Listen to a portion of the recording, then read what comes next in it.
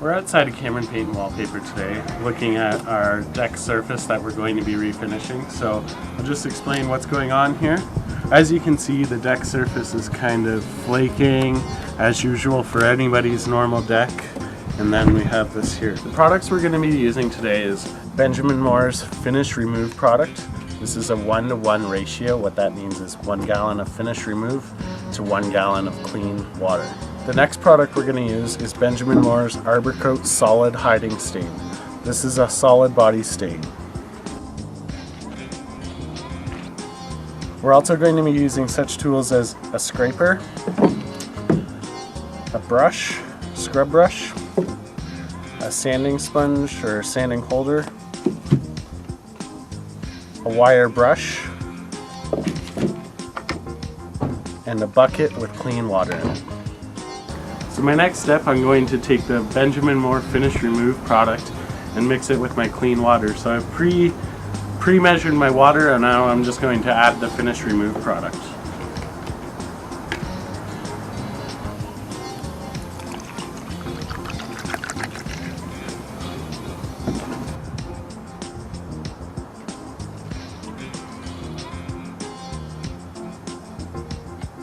Now that I've mixed our Finish Remove product, I'm going to start applying it to our deck surface. How I'm going to use this, I'm going to use a scrub brush. I'm going to dip it in, and I'm only going to do so many boards at a time so I don't waste the product and I can keep up with the active product.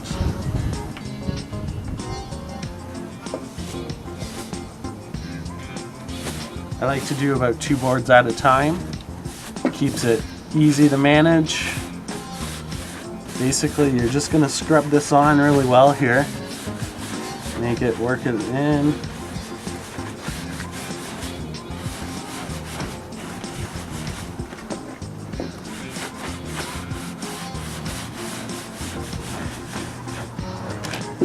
Next, I'm going to use my scrub brush, and I'm going to start scrubbing away at the surface here.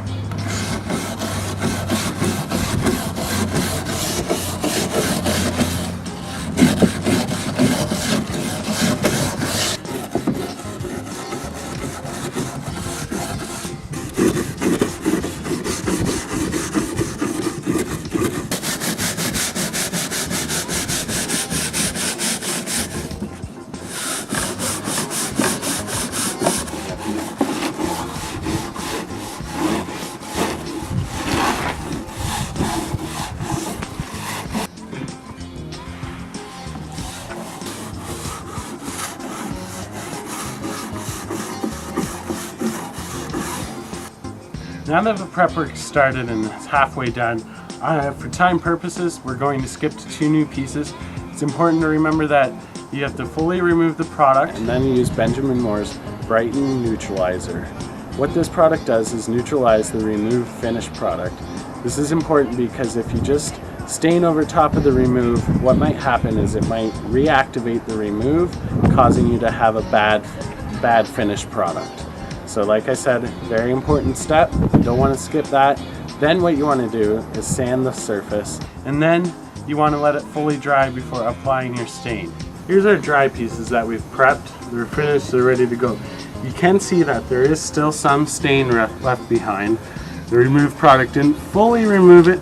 Now that's not a bad thing. The stain's fully stuck. It's not going to come off, which means that we're able to go over top of it with our solid stain. Because it's not loose, it's not going to fall off, so we're good to go. I'm going to give it a good sanding here, and then we're going to get into the staining process.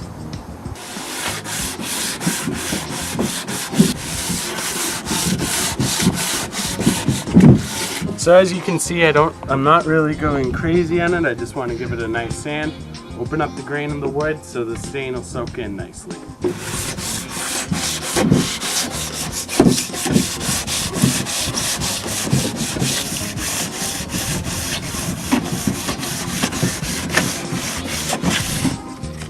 Now that I've completed all the proper preparation steps, I've removed it with Benjamin Moore's Finish Remove product.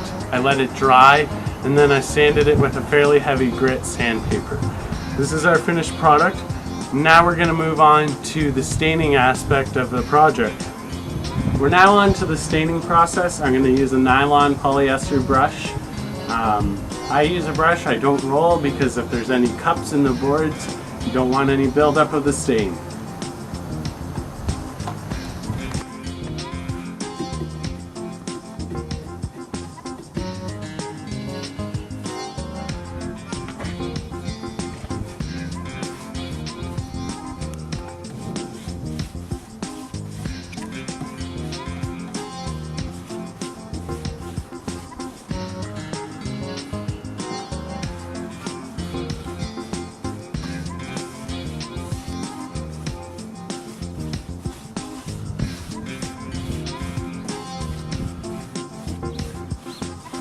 It's important to remember that you can only do a couple boards at a time. You want to be able to keep up with your project. You don't want it flash drying. If it flash dries, your stain's not going to soak in properly. So I like to only do 2 boards at once. That way it's easy to manage, you can keep up with the dry time, and it's not flash drying on you.